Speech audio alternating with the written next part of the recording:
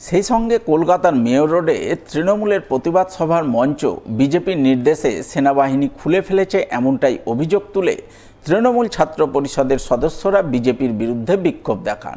বিক্ষোভে নেতৃত্ব দেন তৃণমূল ছাত্র পরিষদের জেলা সাধারণ সম্পাদক বাবু সরকার। বিশ্বাস করি, তাই আমরা প্রত্যেকটি সংগঠনের প্রতিবাদকে প্রতিরোধকে সম্মান জানাই।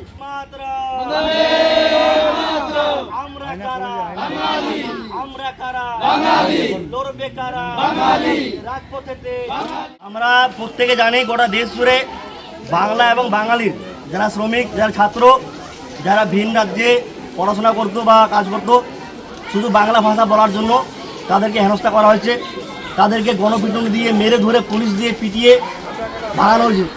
তার প্রতিবাদে বাংলার মুখ্যমন্ত্রীর নেতৃত্বে এবং কলকাতার মেয়র রোডে একটি প্রতিবাদ মঞ্চ করা হয়েছিল। সেই মঞ্চ গতকালকে কেন্দ্রের সরকারের নির্দেশে ভেঙে ফেলে।